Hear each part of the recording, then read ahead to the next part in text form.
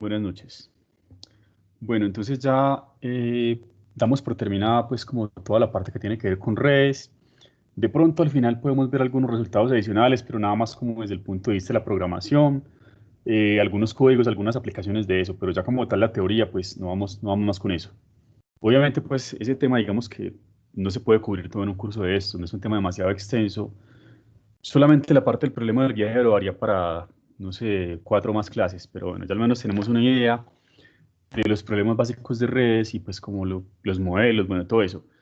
Eh, ya los temas que vamos a ver en el resto del curso, que son, pues, digamos, 3 temas principales, problema del inventario, procesos de Markov y la parte de modelos de colas. Esos 3 problemas de alguna manera están relacionados o tienen que ver con estadística y probabilidad. Entonces, lo que voy a hacer hoy y de pronto parte de la próxima clase es como un repaso así muy breve, muy superficial de algunos conceptos, de algunos resultados importantes, pues en especial como de la, por decirlo así, como de la terminología o el lenguaje correcto que uno debe manejar, para que los temas siguientes pues se entiendan, digamos, mejor. No vamos aquí a dedicarnos pues muy a fondo a hablar pues como de lo que se ve en un curso de estadística, los tipos de distribución, problemas ahí pues como muy ambiguos a veces. Bueno, vamos a recordar como los conceptos básicos, las definiciones y esas cositas. Antes de empezar, siempre es bueno como poner en contexto todo, ¿no? Eh, eh, y para empezar poniendo todo en contexto, tenemos que hablar de esto, de qué es un modelo determinista y qué es un modelo probabilista. Esto aplica para muchos campos, si se está hablando de programación, si se está hablando de, no sé, de matemáticas o hasta en biología, se podría aplicar esto en ciencias sociales. Se puede hablar de modelos deterministas y probabilistas. Eh, Casi todo lo que hemos visto, yo diría que todo lo que se ha visto hasta el momento, es determinista. Entonces, bueno, ¿qué es eso? Los modelos deterministas, aquí está pues como la definición y las condiciones básicas, se caracterizan pues principalmente por 2 cosas. Lo primero es que los datos de entrada son conocidos con certeza. Es como cuando uno tiene, por ejemplo, el ejemplo típico de un modelo determinista son las leyes de Newton para hablar pues de velocidad, aceleración, todo eso. O sea, uno tiene fórmulas y se supone que los datos de esas fórmulas son conocidos con certeza. La masa es tal, la velocidad inicial es tal. Eso es un modelo determinista. Entonces se supone que los datos son conocidos con certeza. Aunque es entre comillas, ¿no? Esto pues ya sabemos que en la realidad no siempre o en realidad casi nunca es así. Pero bueno, eso se supone. Y además, otra característica pues de los modelos deterministas. Aquí pensemos como en especial en algoritmos, bueno, en fórmulas también, ¿no? En fórmulas, pues la misma vaina. Si se ejecuta el modelo, la fórmula, el algoritmo, para los mismos datos de entrada, pues yo voy a obtener mismos datos de salida, ¿no? Entonces uno dice, pero es que eso siempre es así, pero no. Hay algoritmos, hay modelos que trabajan de diferente forma. Hay algunos modelos que en el proceso incluyen números aleatorios. Bueno, aunque eso de números aleatorios en realidad son pseudo aleatorios, porque hay una forma de generarlos que si uno se va a ver eso pues en serio cómo es, hasta se podrían predecir, pero bueno, todos los programas pues tienen como su biblioteca y su forma de generar números aleatorios, no sus métodos. Listo. Entonces hay algunos algoritmos que se basan en eso. Entonces, obviamente, ¿no? Pues si uno ingresa, digamos, unos datos fijos, por ejemplo, no sé, 5 y 3, y eso pasa por un modelo que incluye en alguna parte un generador de números aleatorios, lo más lógico es que si yo ejecuto el programa 10 veces diferentes, es posible que me dé diferentes resultados, ¿no? Porque pasó por ese proceso, por un generador de números aleatorios. Bueno, entonces digamos que eso es como lo principal, ¿no? Un modelo determinista nunca tiene ese problema. Para iguales datos de entrada, yo puedo ejecutar el algoritmo, el modelo 20 veces y siempre tengo igual salida. ¿Qué es un modelo probabilista o probabilístico o estocástico? Pues todo lo contrario. Pero si uno se pone a pensar, esos son los más ajustados de la realidad. Miren, lo primero que un modelo probabilista supone es que los datos de entrada tienen incertidumbre. Eso es completamente lógico, ¿no? O sea, es lo más lógico, lo más normal. Cuando uno tiene un dato, uno no lo puede medir exactamente, no siempre hay una incertidumbre. Puede ser muy, muy pequeña, muy grande. Puede ser una incertidumbre, por ejemplo, del 0,1%, ¿no? O puede ser una cosa mucho más grande. Y entonces el modelo probabilista tiene en cuenta eso. Un caso particular, digamos que se tiene una fórmula, pues, un modelo ahí que en alguna parte incluye la temperatura. Entonces, el modelo determinista supondría, no, es que yo conozco la temperatura y la temperatura es exactamente 30 grados Celsius. El modelo probabilista diría, bueno, hay una probabilidad de tal porcentaje que la temperatura esté entre 28 y 31 grados Celsius, que es lo más lógico, ¿no? O sea, esto es lo más lógico.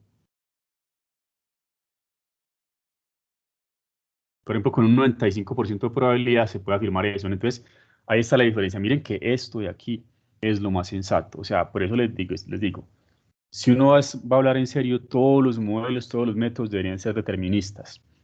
O, perdón, probabilistas, no deterministas, probabilistas o estocásticos.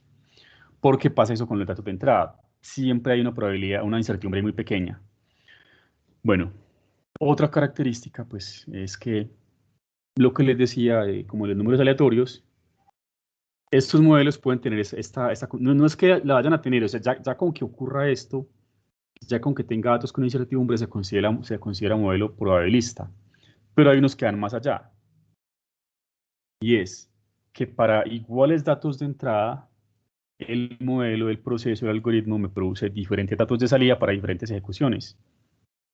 Yo ejecuto el algoritmo 5 veces con igual entrada y tengo 5 salidas diferentes. Uno dice, pero eso no tiene sentido, pero ¿para qué sirve eso? Pues es curioso, pero ese tipo de algoritmos tienen muchas aplicaciones, se usan demasiado. Que involucren en alguna parte de unos números aleatorios, bueno, porque ahí más adelante va a ocurrir como una especie de convergencia y se quiere precisamente estudiar eso, pero bueno, el caso es que eso es posible y eso se hace y tiene pues aplicaciones.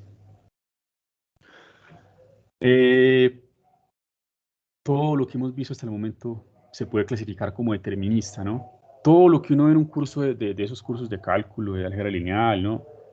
Es determinista. En un curso de física, la física pues clásica, la física de Newton, eso de velocidad, aceleración, momento de inercia, centro de masa, todo eso, son fórmulas deterministas. Cuando se está hablando, por ejemplo, de microbiología, en biología, de modelos que hablan acerca de las poblaciones, bueno, casi siempre son modelos deterministas. Suponen que los datos se conocen con certeza, bueno, pues trabajan ahí, hacen ciertos resultados. Eh, ¿Cuáles son ejemplos de modelos probabilistas? Bueno, pues si se está hablando bueno, otra observación, ¿no? Esto es obvio. Todo lo que vimos aquí de redes, todos los algoritmos, el algoritmo para la ruta más corta, árbol de expansión mínima, flujo máximo, son modelos, pues obviamente deterministas, ¿no? Uno supone que los datos son conocidos con certeza, los pesos de los arcos, y se ejecuta el modelo 20 veces para la misma red, 20 veces tengo el mismo resultado. Bueno, eh, ¿dónde hay modelos probabilistas? Aquí, pues vea. Cualquier persona que quiera hacer un modelo que trate de alguna manera de hacer una predicción de divisas, de acciones, bueno, todo eso, o también los modelos del clima. Hay gente que trata pues como de hacer modelos ahí, y de hecho son hasta muy complejos. O sea, un modelo del clima puede tener perfectamente 30 variables. Eh, Variables que obviamente, ¿no? Son variables con incertidumbre. Por eso es que los modelos del clima son tan inexactos, ¿no? Dicen que, por ejemplo, mañana llueve el mediodía y uno va a ver y el otro día no llueve, ¿no? O sea, porque son modelos con mucha incertidumbre. Esos modelos pues obviamente son probabilistas. Aquí pues es como curioso, digamos, bueno, yo no es que sea pues, no sé pues mucho, casi nada de física, pero al menos sé este dato. Eh, la física clásica, la mecánica, la física de Newton es completamente determinista. Cuando se está hablando a ver, la diferencia entre la física clásica y la física moderna, la física cuántica, tiene que ver con la velocidad y el tamaño.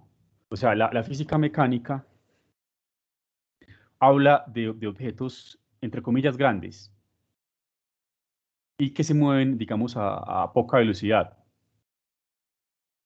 Entonces, cuando se está hablando de objetos grandes, ¿qué son objetos grandes? Más grandes que un átomo. ¿Qué es poca velocidad? Que sea muy por debajo de la velocidad de la luz. Bueno, cuando está hablando de eso, funcionan los modelos deterministas. Pero ya cuando se entra a velocidades cercanas a la velocidad de la luz, y ya cuando está hablando de partículas subatómicas, ya ahí lo determinista no sirve. Ya se habla de probabilidad, la probabilidad de que la partícula esté aquí o la probabilidad de que la partícula esté aquí. Entonces digamos que la física cuántica pues es probabilista. Y no se podría hacer de otra forma.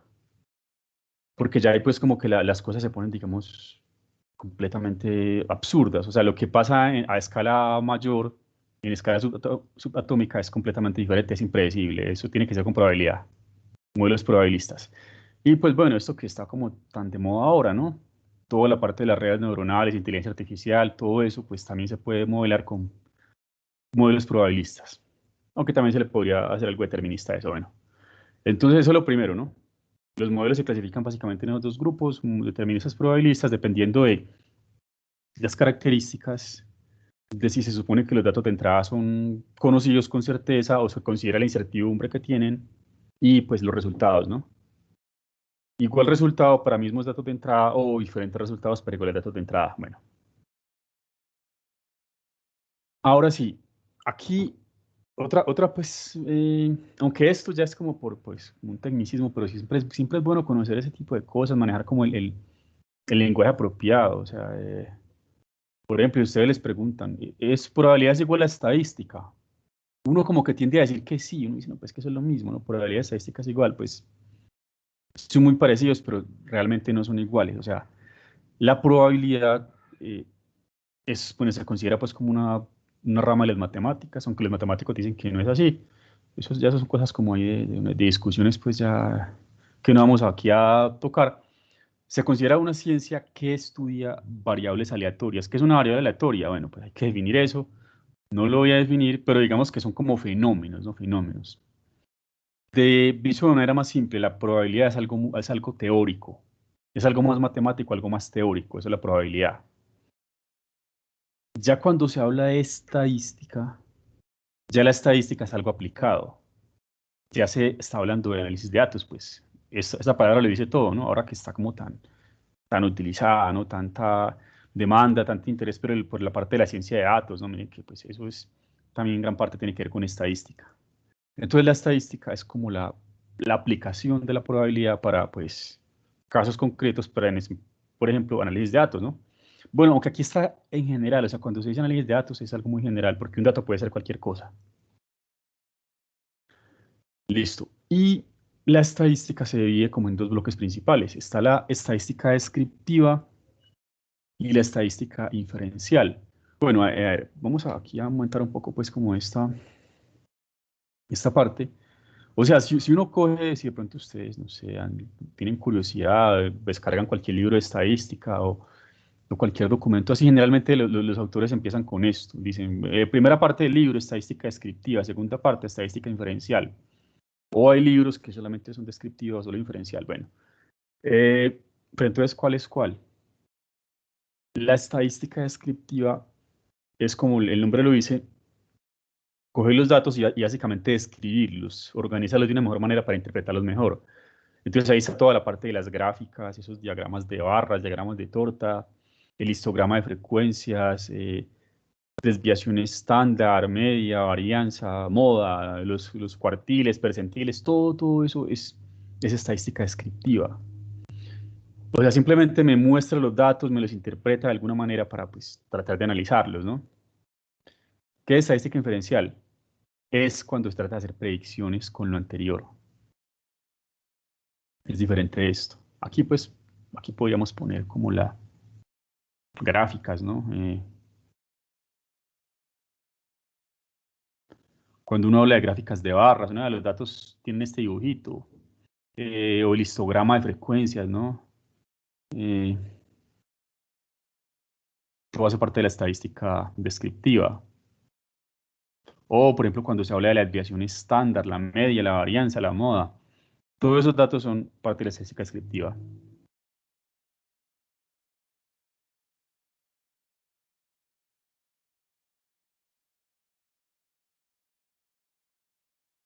Y ya cuando se habla de como tal de modelos que tratan de predecir para tomar una decisión, el ejemplo más típico son las pruebas de hipótesis, que si la hipótesis se acepta o se rechaza, bueno, eh, eso es estadística inferencial.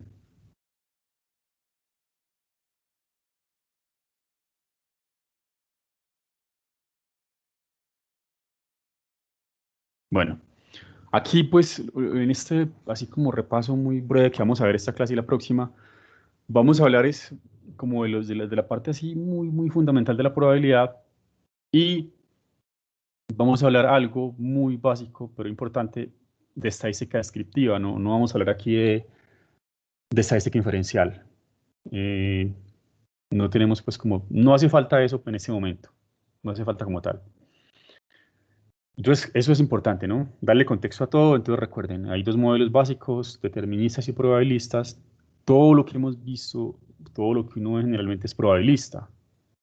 Pero cuando uno ya ve las cosas más a fondo, más en serio, uno dice que debería ser probabilista, ¿no? Y no determinista, debería ser probabilista, porque los datos siempre tienen como una incertidumbre y el modelo debería tenerla en cuenta. Entonces, bueno, no es que vayamos a ver aquí modelos como tal deterministas, perdón, probabilistas, así pues bien montados, pero de pronto se hace referencia a algunos y quería pues como empezar por eso. Y respecto a la probabilidad y la estadística, pues tenemos eso, ¿no? Técnicamente se consideran como pues dos ciencias diferentes, dos campos de estudio diferentes. Este es como lo teórico y esto es como lo aplicado. Podemos decirlo así, la estadística, pues estadística descriptiva y estadística inferencial. Vamos a hablar un poquito como de esta, de la descriptiva. Bueno, eh, entonces, ahora sí empecemos con un repaso muy breve de probabilidad. La parte fundamental cuando se habla de probabilidad es experimento aleatorio. Entonces, ¿qué es un experimento aleatorio? Cualquier cosa, cualquier fenómeno es un experimento aleatorio. Eh, pues no todo se puede considerar experimento aleatorio, no todo se puede considerar eso. Debe tener tres características muy bien definidas. La primera es como un poco ambigua, pero a ver, me está diciendo, eso debe ser algo que se pueda repetir indefinidamente. O sea, ese indefinidamente, de una vez lo pongo aquí entre comillas, ¿no?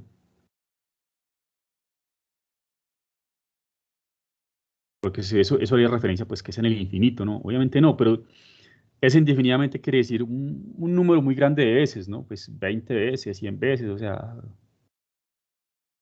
eso quiere decir indefinidamente. ¿Qué caso no es un experimento aleatorio? Como coger, por decir algo, un edificio y explotarlo, ¿no? Eso se puede hacer una vez, ¿no? Pues porque ya después el edificio no se puede volver a demoler por una explosión, ¿no? Eso se puede hacer una vez y ya. Pero, por ejemplo, medir la temperatura en algún punto de la ciudad, ¿no? Todos los días. A las 6 de la mañana yo quiero saber la temperatura en tal radar, en tal punto, ¿no? Pues hay algunos puntos donde se mide la temperatura. Y yo quiero saber qué dato me arroja eso, qué temperatura me marca. Eso sería como un experimento aleatorio. Porque yo podría ver eso todos los días, ¿no? Bueno, entre comillas, indefinidamente. Segunda característica, tiene que ser algo en donde sea imposible predecir el resultado. Ejemplo típico, ¿no? Tirar una moneda, o tirar un dado, o lo que yo les decía, la temperatura. De esos radares que tienen por ahí instalados el CIATA, que miden pues la contaminación, bueno, la temperatura, todo eso, digo, no, es que yo quiero ver tal radar y quiero ver cómo está la contaminación y la temperatura en ese punto todos los días a las 5 de la mañana o a las 8 de la mañana. Yo no puedo decir el resultado cuál va a ser, ¿no? No se puede predecir exactamente. Imposible. Lo que sí se puede hacer es conocer el resultado dentro de un rango de posibilidades, ¿no? O sea, yo no puedo predecir el resultado, pero al menos sé en dónde puede caer, ¿no? O sea, la temperatura en Medellín no puede llegar, por ejemplo, a 100 grados Celsius, ¿no? O a 1000 grados Celsius, ¿no? Y tampoco pues puede llegar, no sé, a menos 20 grados Celsius, ¿no? Uno sabe que la temperatura está más o menos como en cierto rango conocido, entonces ya. Entonces, eso es lo que pasa con un experimento aleatorio. Se puede repetir indefinidamente, entre comillas, el resultado como tal no se puede predecir, pero yo sé el conjunto donde puede caer. Ejemplo típico, tirar un dado. Yo puedo tirar un dado indefinidamente, yo no sé qué va a caer, pero yo sé que el número está entre 1 y 6, pero yo no sé exactamente qué número va a caer, ¿no? No hay forma de predecir eso. Profe, profe, Dime. profe, Sí. qué pena. En el trabajo mío, yo trabajo con criptomonedas. Aquí yo tengo de pronto una confusión, profe, ahí lo moviste por arriba un poquito, pero entonces la, la estadística es muy diferente a la... Por ejemplo, puede mover para abajo un momentico, es tan amable, pero te explico, para que me explique algo, Así. por favor. La probabilidad, o sea, lo que son... o sea, en el mundo de las criptomonedas hay mucha probabilidad, pero resulta que en la estadística también nos estamos dejando llevar por unas gráficas de barras y de esas medias, o sea, Eso es descriptiva, claro. Sí, yo sé. Eso de las velas japonesas, todo ese tipo ¿cómo es que le llaman a eso? los gráficos. Los indicadores, que la media, yo no sé qué. Todo eso es Sí, señor. estadística descriptiva. Eso es pura estadística descriptiva, sí.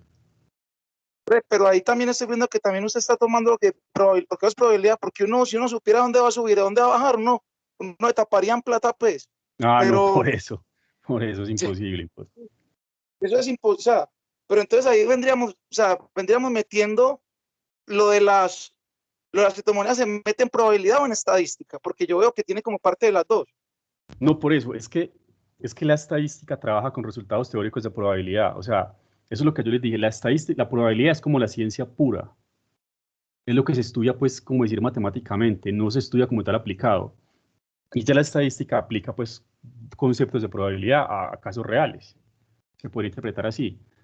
Y lo que pasa es que cuando se habla en el lenguaje así, pues como un normal, uno toma esto como si fuera un sinónimo, uno dice probabilidad o estadística, pero en realidad son diferentes. Esta es como la ciencia pura teórica y esta es como la parte aplicada de la probabilidad.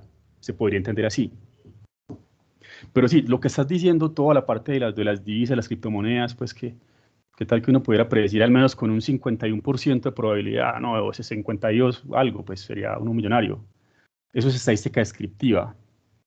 Todo lo que toman de las velas japonesas, todos esos indicadores, ¿no? No recuerdo los nombres, pero hay cada pues, plataformas maneja sus indicadores particulares, hay unos que son pues como comunes, ¿no? Todo eso es estadística descriptiva. ¿Y qué es lo que trata de hacer, no? De alguna manera, pues tratar como de predecir eso, ¿no? De hacer como cierta inferencia, ¿no? Para tratar de decir, pues, qué hacer. Entonces sería así. Pero pues sí, como dices, eso es prácticamente imposible, ¿no? Eso es básicamente como, termina siendo como especulación, ¿no? Pero sí, ahí te das cuenta lo diferente de un modelo determinista a un modelo probabilista, ¿no? Pues ahí no hay una fórmula que me diga qué va a pasar mañana con los precios, si va a subir o bajar. Sí, pero entonces esa es como la idea. Esta es la ciencia pura, esta es la ciencia aplicada, y lo que más se usa para ese trabajo es como la estadística descriptiva, todo ese tipo de gráficas y indicadores. Listo, pues, Y de muchas hecho, gracias. y de hecho, si uno se pone a ver en el fondo, todos los indicadores en el fondo son promedios configurados de diferente manera. Medias móviles que van contando cada cierta cantidad de tiempo, otra medida con otro tiempo, bueno, sí. Listo, entonces estamos hablando aquí de lo que es un experimento aleatorio, ¿no? Pues tres características, se puede repetir indefinidamente, el resultado es imposible de predecir, pero al menos sabemos el rango donde va a caer, el conjunto de posibles resultados, donde va a caer como un dado, ¿no? No sabemos qué va a caer, pero pues cae entre 1 y 6. Y precisamente este conjunto posible de resultados de un experimento aleatorio se le da el nombre de espacio muestral. Espacio muestral.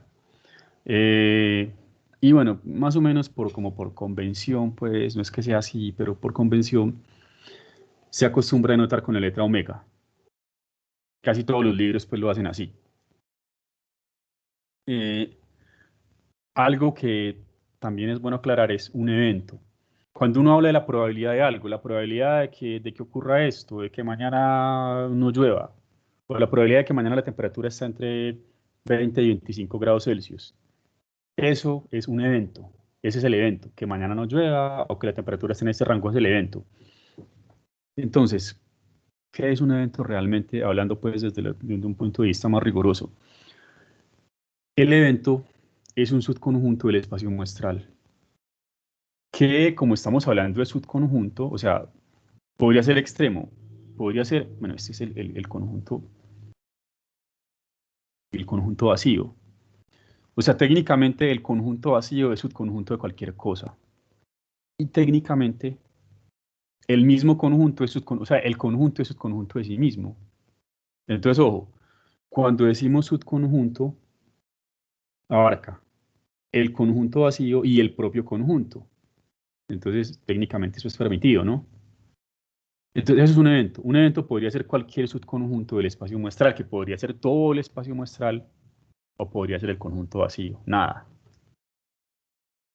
Con esos dos conceptos, con espacio muestral y con evento, cuando uno tiene eso claro, ya. Ahí no descifró todo el problema. El asunto es tener eso claro. Con eso es que se define la probabilidad de que un evento ocurra.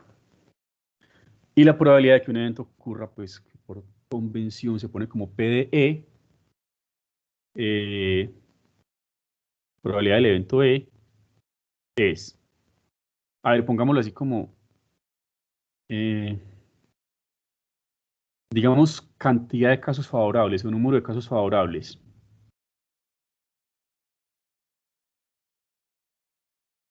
Ya vamos a ver a qué me refiero con esto.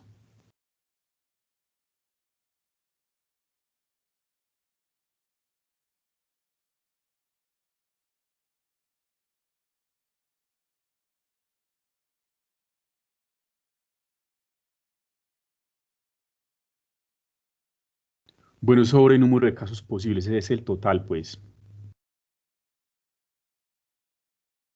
Ya hablando como tal, pues, de números, de cantidades, la probabilidad de que el evento E ocurra es la cantidad que hay en el conjunto E, bueno, subconjunto E,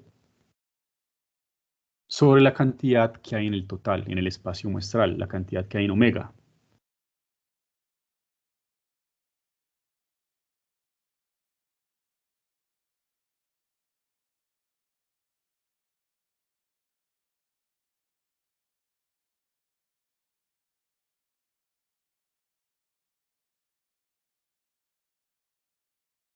Eso es todo.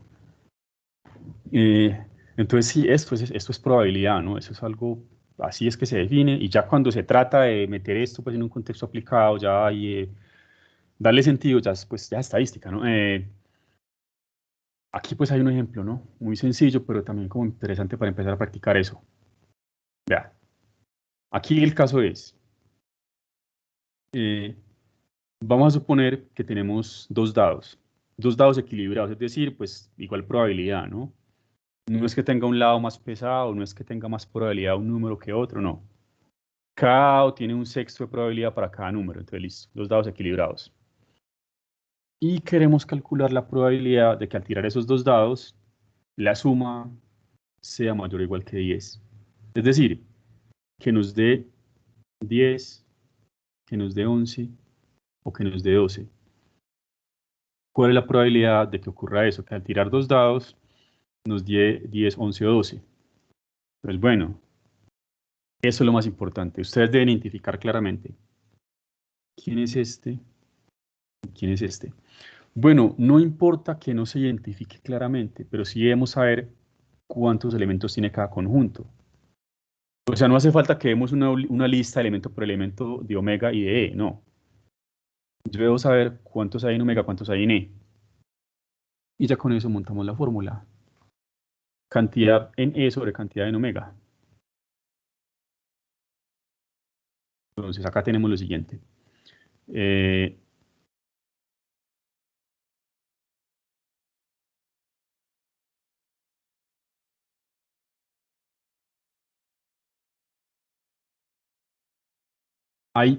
eso es claro, ¿no? Hay 36 posibles combinaciones, ¿no? Tirar dos dados.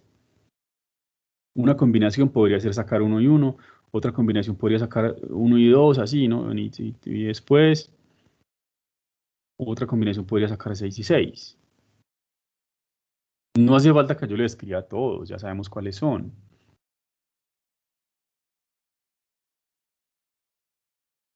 Hay 36 elementos aquí en ese conjunto.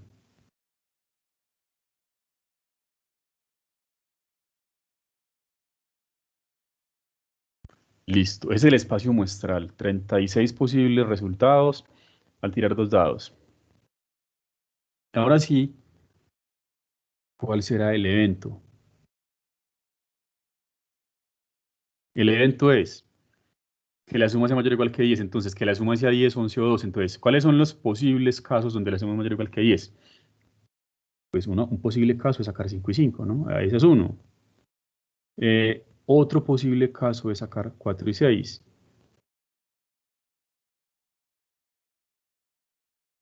Posible caso, miren que al revés también funciona, es sacar 6 y 4. Ahí van los que suman 10, los que suman 11, pues son solamente 6, 5, 6, 5, 6.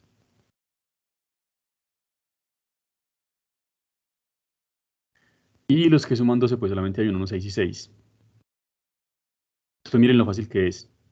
Ahí tenemos el espacio muestral y tenemos el evento. Aquí hay 6 elementos.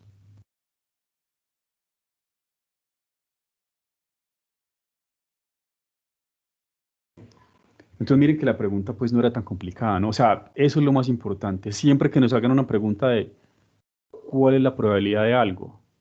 Muchas veces la pregunta no tiene sentido porque hay cosas a las que no se les puede calcular probabilidad, porque no se pueden interpretar de esta forma. Hay preguntas como ambiguas, ¿no?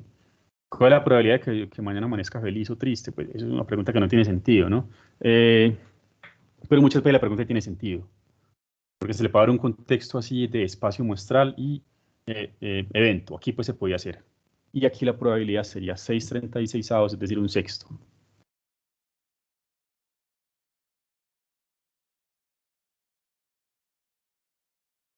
Bueno, para terminar aquí decimos que bueno, que necesito un poco de espacio.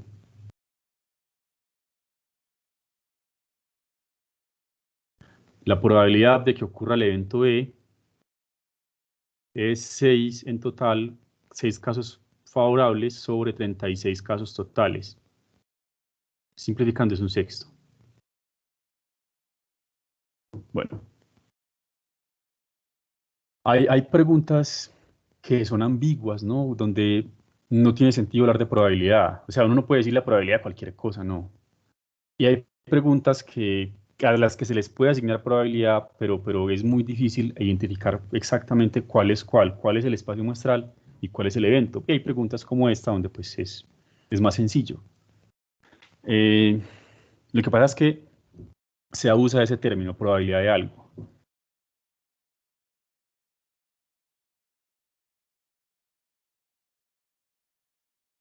Bueno, ahora sí, hay 3 propiedades fundamentales, en especial una que es la propiedad básica.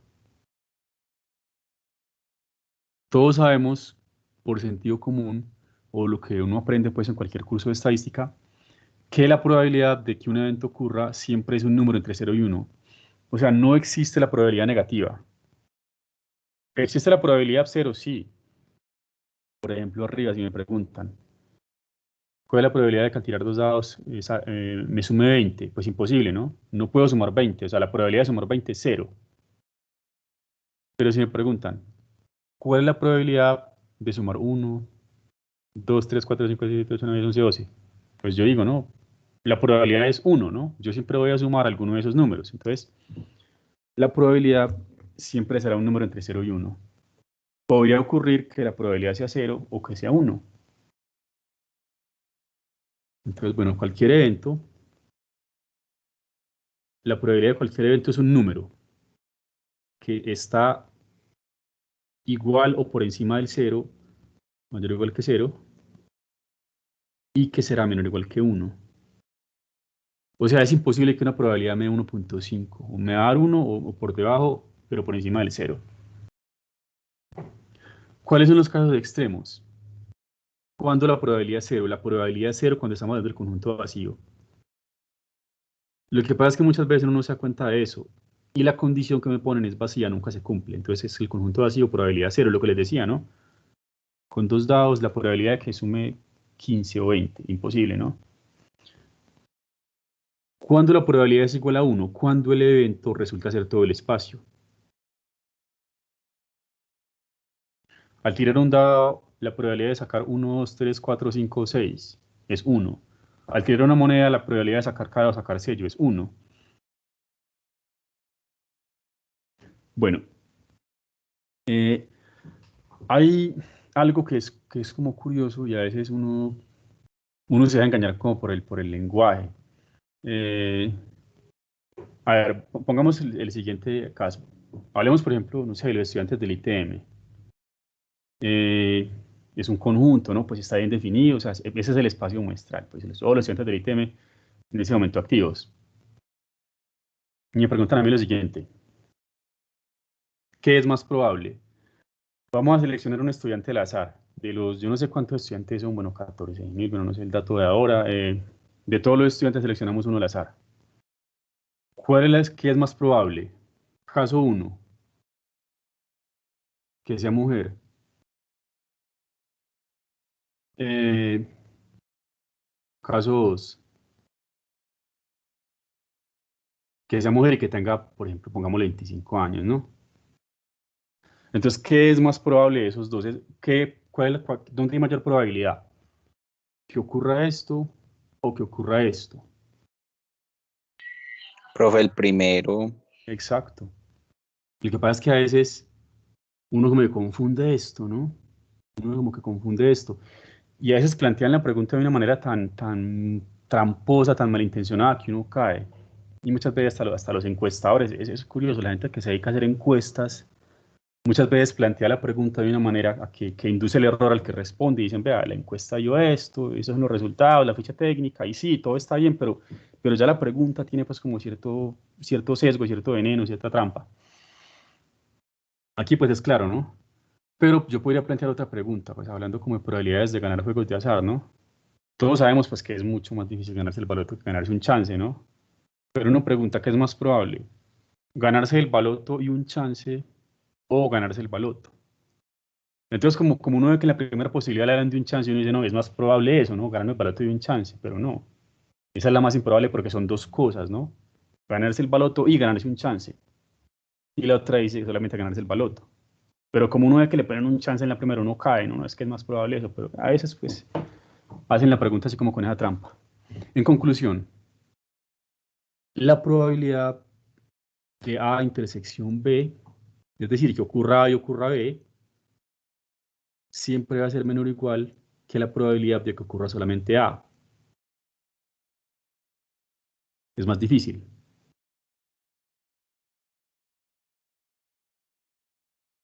Y también pues con el otro, ¿no? La probabilidad de que ocurra A y B, de que se den los dos al tiempo, es más pequeña que la probabilidad de que ocurra solamente B. Es increíble, pero se puede plantear preguntas de manera ambigua, donde uno de pronto pase por encima de esto y caiga en la trampa.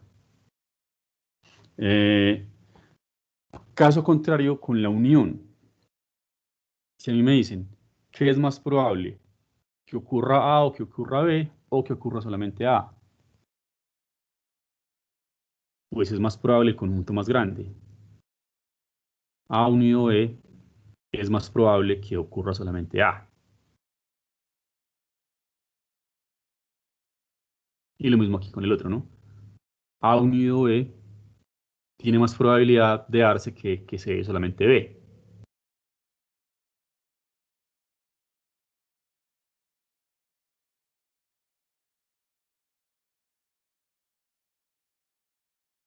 Bueno, pero la más importante pues es como esta, ¿no? Siempre es un número entre 0 y 1. Listo. Ese problema es fácil, pero también es fácil equivocarse, dejarse engañar como por el contexto que nos ponen. Miren, aquí me están hablando prácticamente del mismo contexto anterior. Tirar dos dados. Y suponemos que también pues que son dados equilibrados. Lo único diferente es que me están diciendo, hay un dado blanco y hay un dado negro. O sea, yo los puedo diferenciar, blanco y negro. Y la pregunta es, dos preguntas. ¿Cuál será la probabilidad de sacar 4 en el dado blanco? Uno dice, bueno, no sé, hay que hacer, pero ya vamos a ver. Y segunda, ¿cuál será la probabilidad que el número que uno saca en el dado negro sea mayor al número que uno saca en el dado blanco? Nos confunde más todavía. Eh, vamos a ver qué hacer.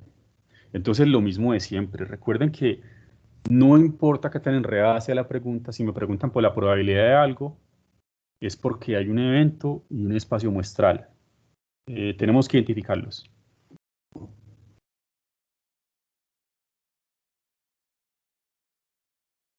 Hablemos primero del espacio muestral.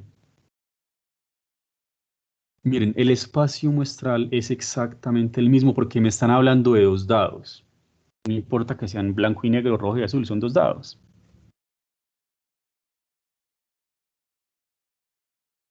O sea, hay 36 elementos en el espacio muestral.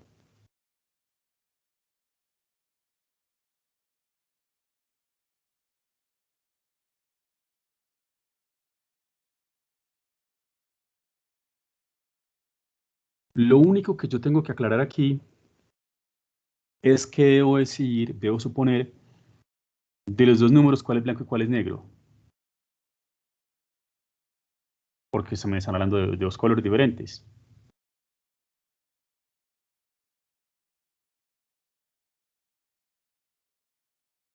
Eso pues es libre elección. Yo voy a suponer que es blanco negro. Primero blanco, segundo negro.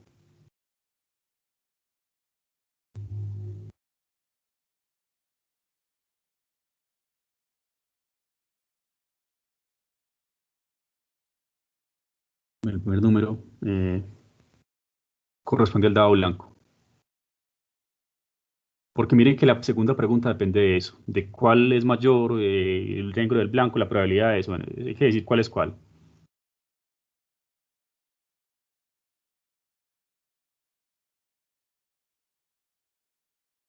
Entonces aquí es dado blanco, dado negro, dado blanco, dado negro.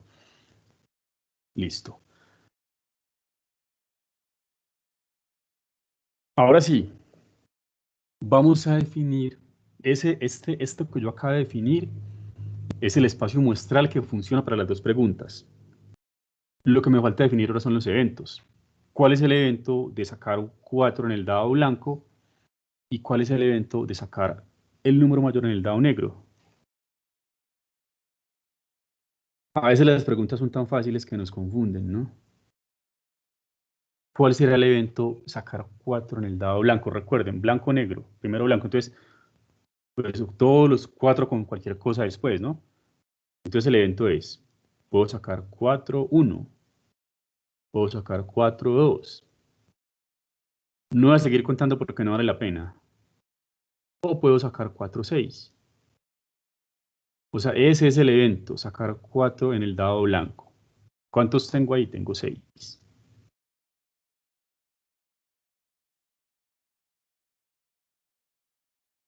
Primera pregunta que salió.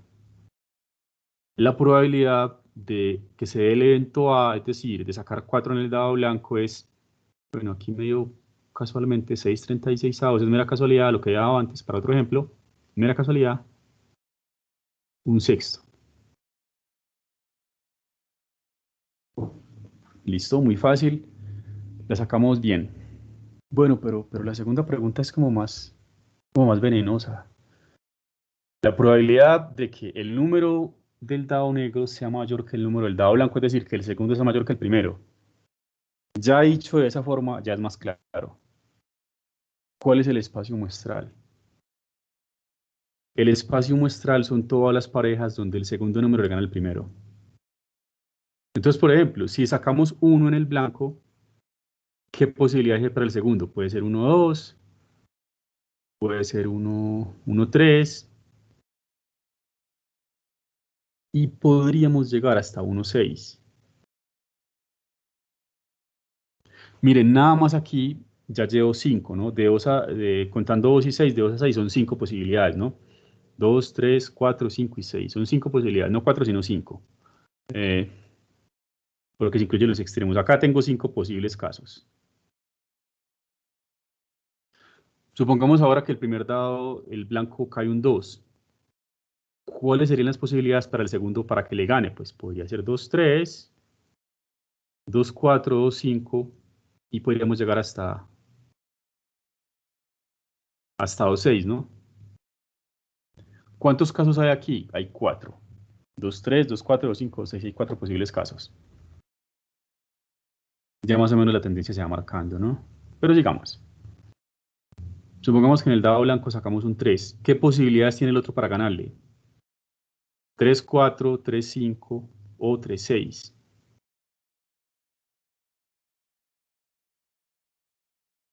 Aquí hay 3 posibilidades. Sacando 3, hay 3 posibilidades para que el otro gane. Miren que ya la cosa se está aclarando. Si el primer dado es un 4, ¿qué probabilidades tiene el segundo para ganarle? Pues, ¿en cuáles posibles casos, no? 4, 5, 4, 6. Miren, no. 5, 4, 3, 2. Y digamos que ahora tenemos un 5, ¿no? La única posibilidad es que saquemos un 6 en el otro para que se dé la condición, ¿no? El único caso posible es ese. Entonces ahí está, lo sacamos. Ese es el espacio, perdón, el evento. El evento que representa que el número del dado negro sea mayor que el número del dado blanco. Bueno, aquí hay 9, 12, 14, 15.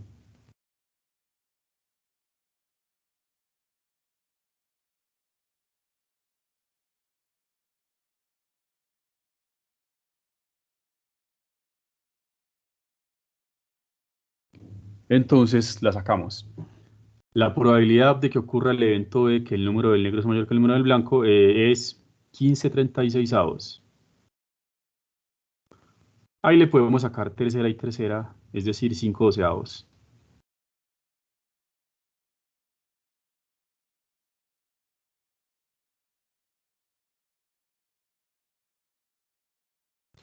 Listo. Hay ejemplos muy interesantes de esto de probabilidad que involucran dados, monedas, que si uno tiene una urna con tantas bolas de tantos colores, bueno, de pronto en la próxima clase continúo con estos ejemplos. Son interesantes y nos desarrollan como cierta habilidad mental, sí, forma de razonar que nos va a servir más adelante. Por eso quería hacer como este pequeño repaso. Pero ahora quiero que hablemos de algo que también se utiliza demasiado, pero demasiado en estadística, que es lo de las permutaciones y las combinaciones. Hay muchos modelos que involucran eso, que una permutación, una combinación. Bueno, ¿eso qué es? Cuando hablamos de permutaciones y combinaciones, en primer lugar, estamos hablando de un conjunto que tiene n elementos, 3, 4, 20 elementos. Y queremos construir a partir de él subconjuntos más pequeños, de R elementos. Y la pregunta es, ¿cuántos subconjuntos puedo construir si tengo en cuenta el orden o si no lo tengo?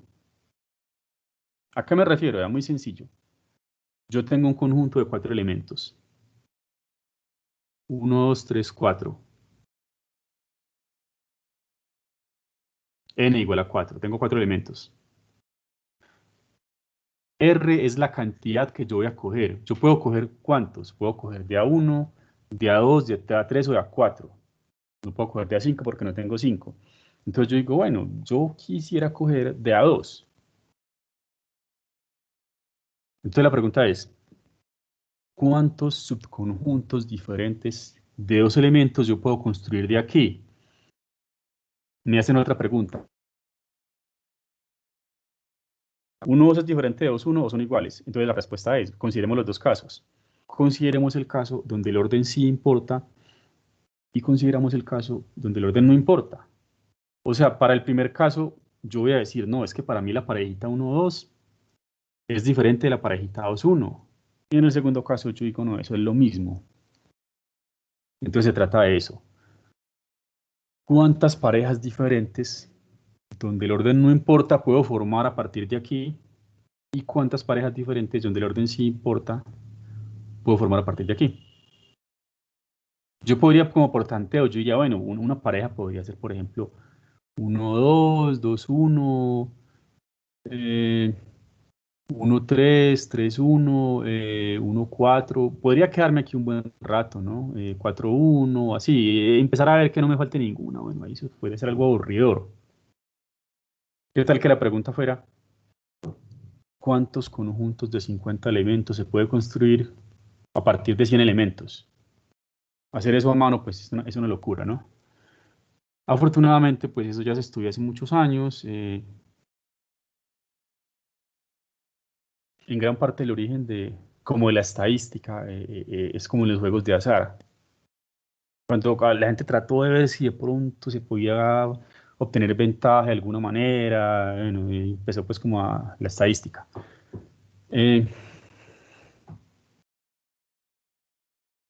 Las permutaciones por notación es casi estándar, se escriben así. P por permutación de un conjunto de n elementos tomados de AR. Eso se lee así. Permutación, conjunto de n elementos tomados de AR. Y la cantidad es, bueno, yo creo que esa fórmula como es tan importante la voy a mover por aquí. La cantidad es n factorial sobre n menos r factorial. Obviamente n factorial siempre será más grande que n menos r factorial. Es como decir 5 factorial entre 3 factorial. El de arriba es más grande. Listo.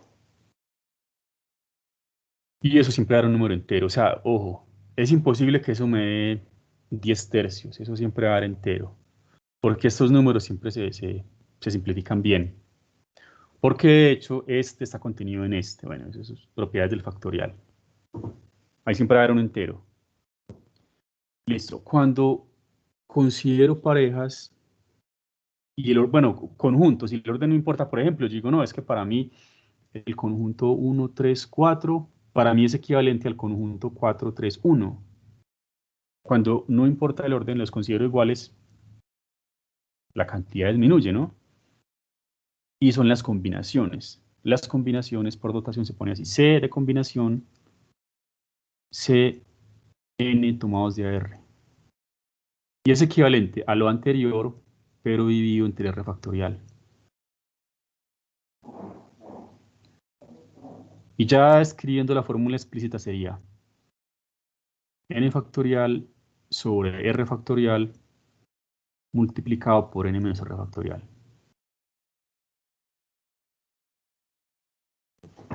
Si ustedes de pronto, bueno, todavía usan esas calculadoras Casio que uno siempre utilizaba en la universidad, ¿no? La típica calculadora Casio, o no, cualquier calculadora, ustedes le buscan un botón, en alguna parte de las calculadoras tienen un botón así. Algunos lo tienen así, otros lo tienen así, bueno, dependiendo de la calculadora, el modelo. Pero todas las calculadoras tienen algún botoncito para calcular esto, para calcular permutación o para calcular combinación.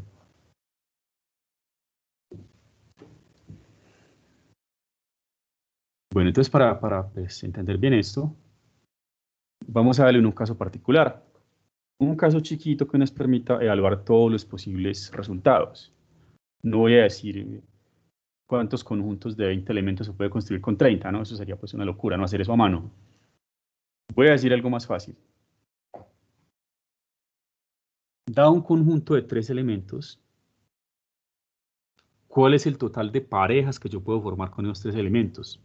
¿Parejas dónde? Primero voy a decir que el orden no importa y después que sí importa.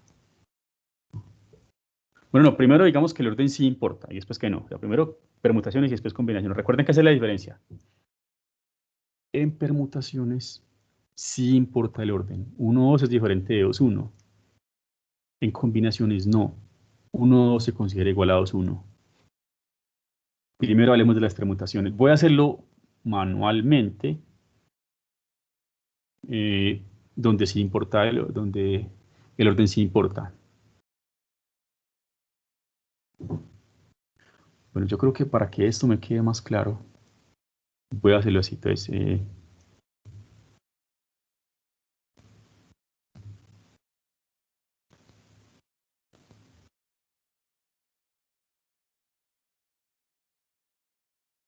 Entonces, teniendo en cuenta el orden,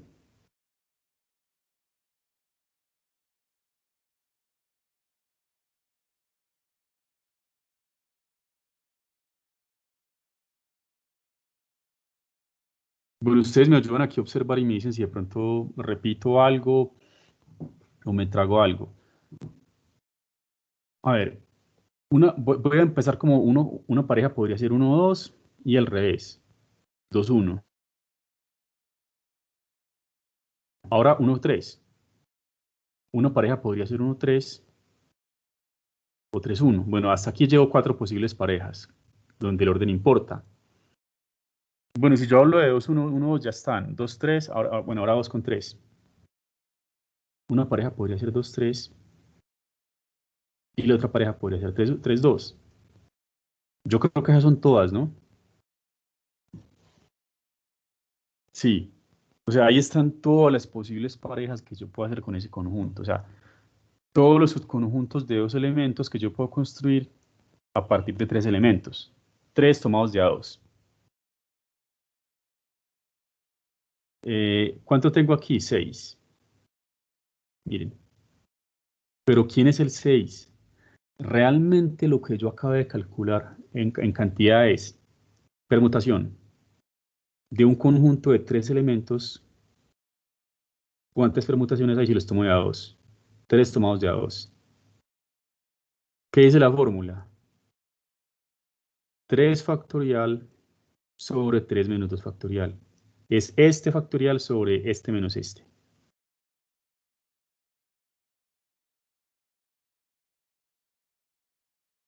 Bueno, eso me da 6. Arriba da 6, abajo da 1. Eso me da 6. Y mire que coincide, ¿no? O sea, aquí fue porque yo quise perder el tiempo. Pero yo hubiese podido aplicar la fórmula directamente. La pregunta de cuántas parejas hay en ese conjunto es permutación de 3 cogidas de A2. Ahora sí, si yo digo, bueno, pero es que ahora para mí el orden no importa. 3-1 es igual a 1-3. Entonces, ¿qué va a ocurrir? Esto lo cuento una vez. Entonces ahora yo solamente hablo de la pareja 1-2. La pareja 2-1 es la misma. Esto lo cuento una vez. Solamente hablo de la pareja 1-3. Y eso lo cuento una vez. Solamente hablo de la pareja 2-3. Eso me da un total. Siempre ocurre eso. Siempre las combinaciones son menos que las permutaciones, ¿no? Por obvias razones. Porque ahora hay algunos que se consideran iguales. 3. Pero ¿qué es realmente esto? Esto es combinaciones del conjunto de 3 elementos tomados de A2. La fórmula dice, eso es 3 factorial sobre este número factorial sobre 2 factorial sobre la diferencia de los 2 factorial, 3 menos 2 factorial, es decir, 1 factorial. Bueno, y si ustedes sacan la cuenta, eso da 3. Porque arriba da 6 y abajo da 2, eso da 3. No olviden que esos números siempre van a ser enteros. Es que son un cociente, pero esos números siempre se simplifican y quedan enteros. Bueno, ahí está. ¿Me puede repetir este último si no tenemos en cuenta el orden? Ah, claro. Lo que pasa es que al no tener en cuenta el orden, estos dos son iguales, los cuento una vez. Cuento 1, 2, 3, es por eso. Muchos elementos que antes eran diferentes ahora son iguales, por eso me va a dar menos cantidad. Y esa cantidad se calcula dividiendo entre el factorial de R, el número pequeño. Es por eso que es menor que el anterior. Los que antes eran diferentes ahora se consideran iguales. Entonces, listo. Permutación es cuando el orden importa. AB diferente de BA. Combinación es cuando el orden no importa. AB se considera igual a BA. Por eso aquí solamente elegí uno de estos dos. Aquí solamente uno de estos dos y aquí solamente uno de estos dos. Bueno, listo. Muchas veces el problema es que la pregunta... Me hacen una pregunta y yo no sé por dónde empezar. La pregunta es esta. Digamos que hay un torneo de 10 equipos, de lo que sea, equipos de fútbol o 10 personas, de 10 deportistas, 10 lo que sea, pues. Torneo de ajedrez con 10 participantes. eh, un torneo de 10 equipos. La condición es que en la primera ronda del torneo, pues, juegue un partido, un enfrentamiento contra cada uno de los demás. Es decir, este uno debe jugar contra 2, contra 3, contra 4 y contra 10. Igual el 2 debe jugar contra todos los demás. Entonces uno dice, ¿cuántos partidos se juegan en total en la primera ronda? ¿Cuántos enfrentamientos hay? ¿Cuántos juegos hay? Cada uno debe jugar con los demás. Un único partido. Entonces, ¿cuántos juegos hay? Bueno, lo primero es, ¿es permutación o es combinación? ¿Qué dicen ustedes? ¿Quién me ayuda? Profe, el Combinación, orden no. no Hombre, importa. combinación. El Combinación. orden, Exacto, porque el orden no importa, ¿cierto? O sea, el partido que juegan uno y 2 es el mismo partido que juegan 2 y uno. Uno, 2 y 2, 1 son lo mismo, es el mismo partido. Entonces, eso es combinación. Por ahí vamos bien. Eh,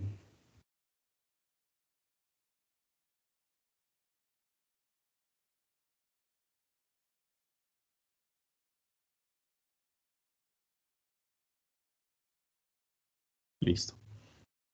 Es una combinación porque el orden acá no importa.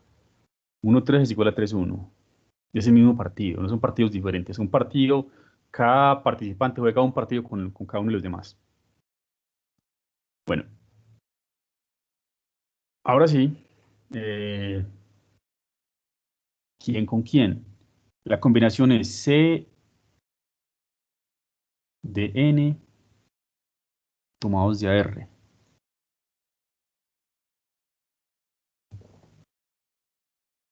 ¿Cómo sería aquí? ¿Quién es N y quién es R?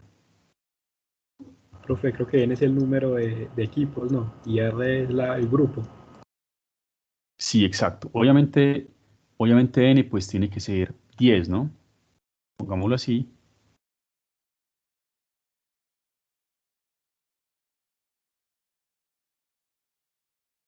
Diez. Y como estamos hablando de encuentros uno contra otro, eso es una pareja, ¿no? Un 2 es una pareja, entonces sería 10 tomados de a 2. Entonces mire que la pregunta se reduce técnicamente a eso. En un conjunto de 10 elementos, ¿cuántas combinaciones hay de a 2? Combinaciones de 10 tomados de a 2. La fórmula me dice lo siguiente. Sería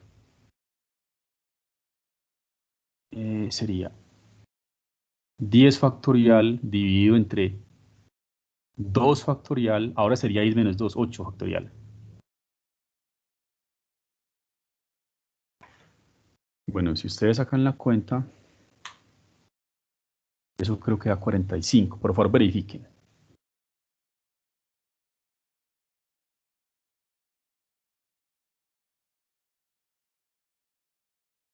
45. Listo. O sea, en total en la primera ronda son 45 partidos, 45 juegos. Ya después, si clasifican tantos y otra vez en la misma, ahí se puede calcular pues, el número total de partidos.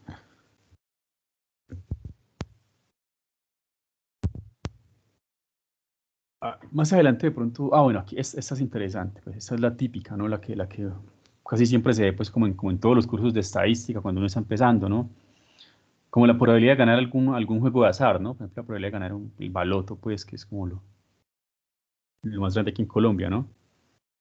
Es curioso porque ese, pues, el baloto como que lo modificaron, ¿no? No sé si ustedes de pronto hayan notado eso, hace como, no sé cuánto tiempo, un año, 2 años por allá, bueno, cambió la estructura, pues, cómo se calculaba, cómo se jugaba. Bueno, y ahora aquí, pues, estoy metido en la página del baloto, miren, ahora la cosa es así.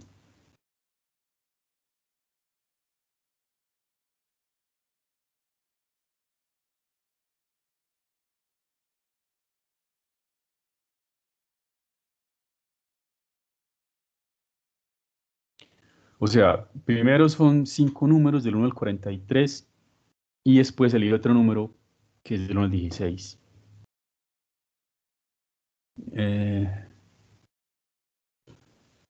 Entonces, ¿cómo se ve la cosa? Entonces, si de pronto uno no sabe como cosas de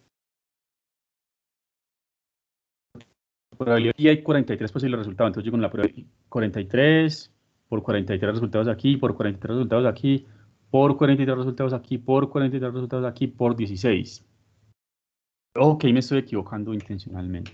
Voy a ver, entonces haría 43 elevado a la 5 por 16.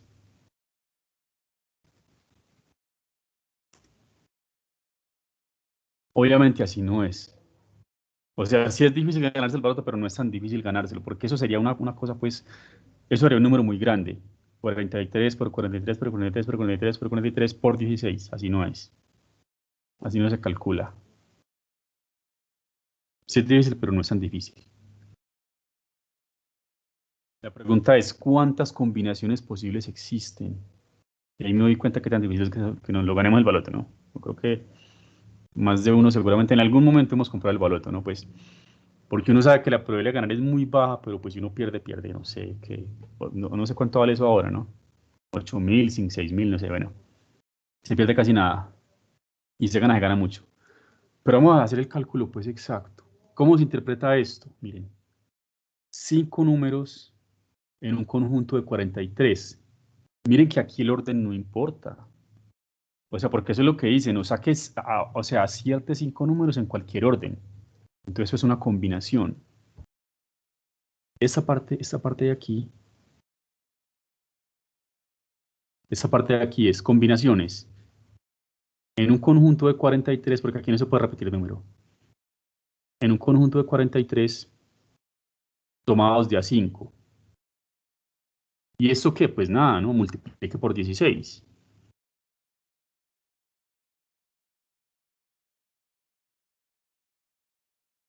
Bueno, calculemos este resultado de acá. ¿Cómo es esto? Sería 43 factorial. Ese número es exageradamente grande, un número muy grande, pero se va a suavizar un poco porque se divide. 43 factorial dividido entre, aquí sería 5 factorial por 43 menos 5 me da 37.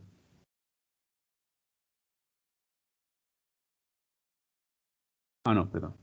38. Ya con eso me estaba tirando el resultado completamente. Aquí va el número más pequeño en factorial, es decir, 5 factorial.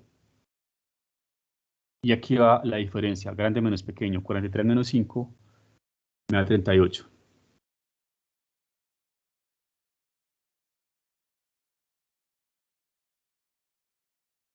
Profe, entonces el resultado se multiplica por 16. Sí, por 16. Hagámoslo así una vez completo aquí abajo y ustedes me van a decir cuánto da esto.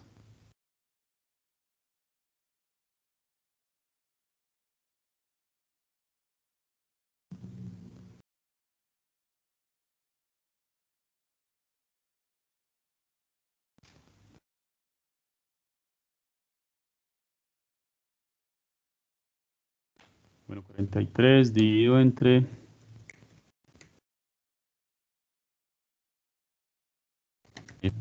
5.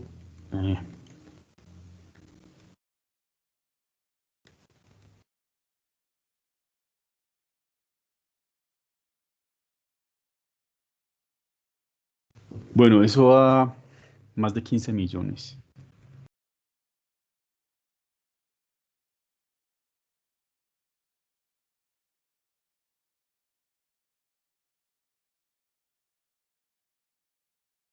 Bueno, a mí me dio exactamente, la probabilidad es muy pequeña. 15.400.568.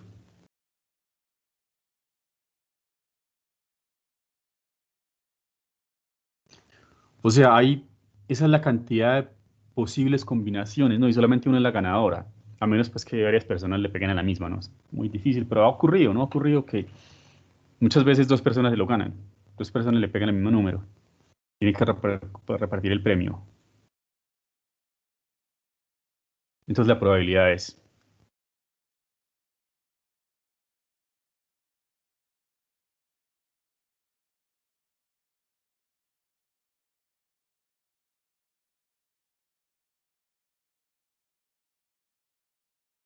Tengo un boleto que compré entre 15 millones tantas posibles combinaciones a la probabilidad que tengo de ganar.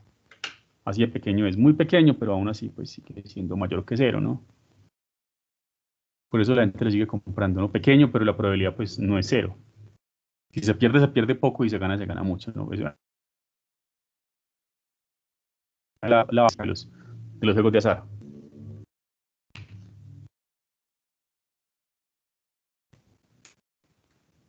Eso, si lo vamos a trabajar, sería un número del orden de 10 a la menos 8.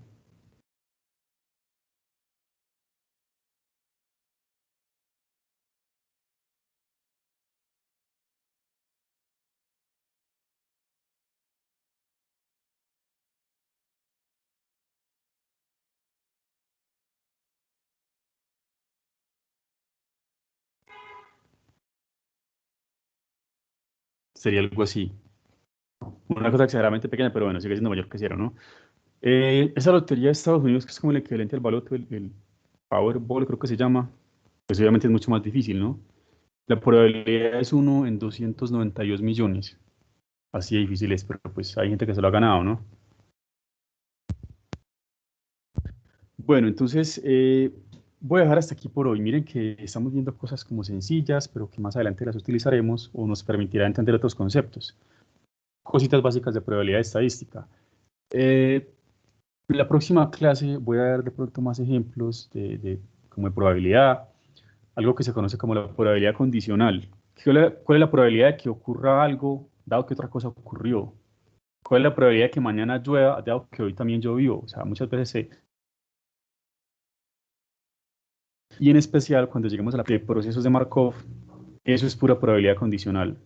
¿Cuál es la probabilidad de que un cliente, el próximo, pues un usuario se pase, por ejemplo, a Claro, dado que antes estaba en Movistar? O sea, todo eso se estudia y las compañías manejan unos datos secretos y hacen como ciertas estrategias basando en los datos secretos que manejan. Y en el fondo aplican procesos de Markov. Entonces, listo, continuamos la próxima clase con más ejemplos de probabilidad y estadística. Profe, disculpe. Sí, dime. Profe, supongamos que no hubieran fueran tres superbalotas. Entonces eso ya no sería por 16, sino por 16 factorial dividido 3 Sí, factorial. Eso sí puede hacer claro. una multiplicación así. Sí, correcto, sería así entonces. Sí, pero es curioso. No recuerdo exactamente cómo era antes. Antes esto de la superbalota, esto antes no existía, ¿no? Pues hasta hace unos años. O sea, cuando metieron esta vaina de la superbalota, trataron de dar a entender que era más fácil, ¿no? Pero en realidad era más difícil. La probabilidad antes era 1 en 8 millones, la subieron de 1 a 15 millones. Y esto como que engaña a la gente, como que hay un número de 16, bueno, no sé, pero en realidad lo aumentaron, pues más difícil ganárselo ahora que antes. Hasta luego, continuamos el próximo jueves con más ejemplos de estadística y probabilidad. Listo, profe, gracias. Hasta luego, profe, gracias.